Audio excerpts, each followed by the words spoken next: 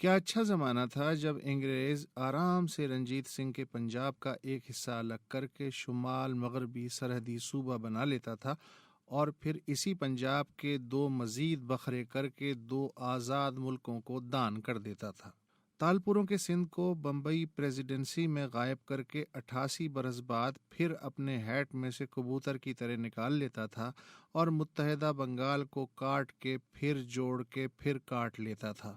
گورے کی خوبی یہ تھی کہ اس نے ہاتھ کی صفائی کا فن حکیمی نسخے کی طرح اپنے کنے نہیں رکھا، بلکہ کالے ورثا کو سکھال کے گیا اور پھر کالے شاگردوں نے اس فن میں وہ ہاتھ دکھائے کہ استاد گورا بھی ششدر رہ گیا۔ مثلاً پاکستان بننے کے بعد کراچی سندھ کے نقشے سے غائب ہو کر کئی سال بعد پھر ابھر آیا۔ پھر 1955 کے کسی ایک دن مداریوں کے کنسورشیم نے 5 صوبے، وفاق کے زیر انتظام علاقے اور کاغذی خود مختار ریاستیں ہیٹ میں ڈال کے اچھے سے ہلایا اور انہیں ایک پھڑ پھڑاتا ون یونٹی مغربی پاکستانی کبوتر بنا کے مجمع پہ چھوڑ دیا۔ 15 برس بعد یہی کبوتر دوبارہ ڈال کے جو نکالا تو ہیٹ میں سے 3 پرانوں کے ساتھ ایک نیا صوبہ بلوچستان بھی برآمد ہو گیا۔ 5ویں صوبے بہاولپور کو پنجاب کی بلی کھا گئی۔ یہ تماشا جب چھٹے صوبے مشرقی پاکستان نے دیکھا تو عددی اکثریت کے باوجود گھبرا سا گیا اور سر پہ پاؤں رکھ کے دوڑ لگا دی۔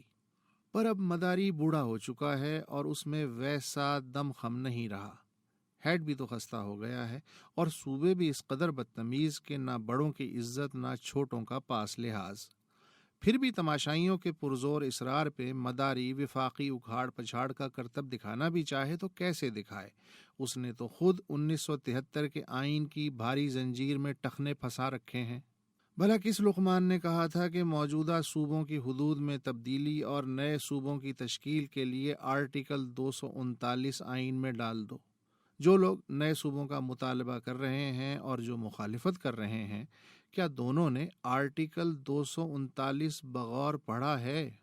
پاکستان کا آئین اس وقت 4 وفاقی یونٹ تسلیم کرتا ہے، لہٰذا نیا صوبہ یا وفاقی یونٹ بنانے کے لیے آئین میں ترمیم کرنی پڑے گی، اور ترمیم کا طریقہ یہ ہے کہ قومی اسمبلی اور سینٹ اپنے الگ الگ اجلاسوں میں 2/3 اکثریت سے نیا صوبہ بنانے کی قرارداد منظور کریں گے۔ اس کے بعد جس صوبے کی کانٹ چھانٹ مقصود ہے اس کی اسمبلی اپنے علاقے میں نیا صوبہ یا صوبے بنانے کی قرارداد 2/3 اکثریت سے منظور کرے گی۔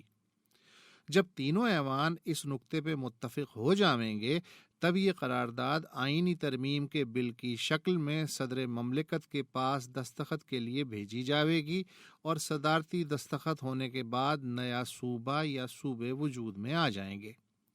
پڑھنے اور سننے میں کیسا سیدھا اور آسان طریقہ ہے، پر آج کے پاکستان میں نسلی، مذہبی، علاقائی، اقتصادی، سماجی اور سیاسی وسیع القلبی کی جو شکل ہے، کیا اس کے ہوتے آئین کے آرٹیکل 239 کے تحت کوئی نیا صوبہ یا صوبے ہنسی خوشی وجود میں آ سکیں گے؟